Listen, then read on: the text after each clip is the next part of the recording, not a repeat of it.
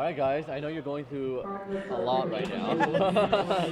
Interviews and in the middle of you preparing your dance. What's it like?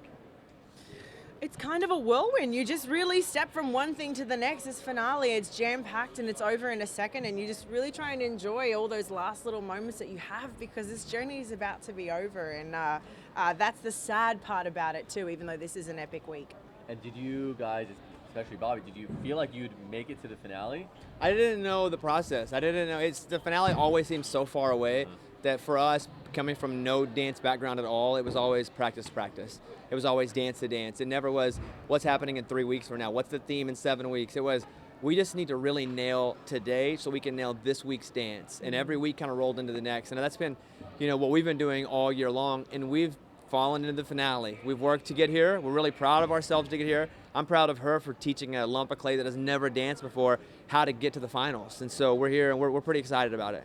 And Sharna, you've been to the finals many times. But you've never actually gotten a mirror ball. No, come close many times and seem to always be in that top 4 even. But who knows? Maybe this is the one. It could be Bobby, and I think that would be such an awesome one to win. It's not there. He is not the typical person that's won Dancing with the Stars the last few seasons. He doesn't have dance experience, but I actually think he truly represents what this show is about. Someone coming on, stepping outside their comfort zone and really being vulnerable for the rest of America to get to know them. And I feel like we've done that as a team really beautifully, and what a way that would be to win, Yeah. That's interesting because I didn't think about that before until today, and Whitney mentioned it too with Milo about how, she's like, I've won one before, but with Milo it's different because I'm mentoring him. It's not like somebody that was older who was kind of mentoring me.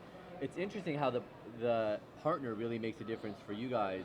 Oh, absolutely. It makes all the difference. The partner determines your journey on the show and how it's going to go, your personality balance, everything that you can build together. It really depends on that chemistry between the two of you. Yeah. And Bobby, tell me about your fans and your listeners. What are some of the things they've been telling you, and have you been motivating them in a certain way?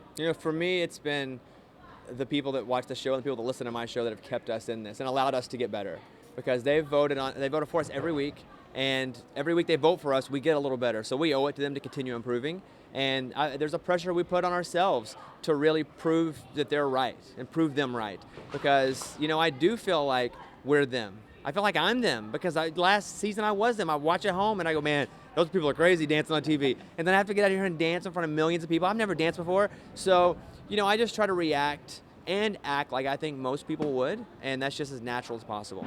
And do you feel like, well, first of all, you mentioned, I think it was the first week that you had lost like 8 pounds or something. Yeah.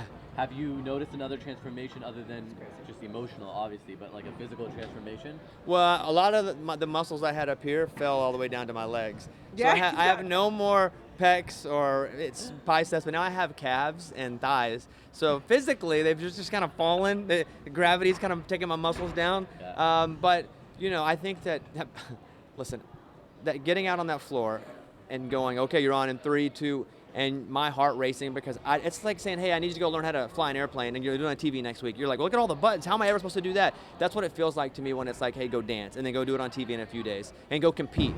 So, I've done this for 9 weeks. I feel like I can do anything now. I already felt like that, but now I really feel like that. Yeah. Tell me about, because I know you guys have to go, just a little bit about the dance. The freestyle?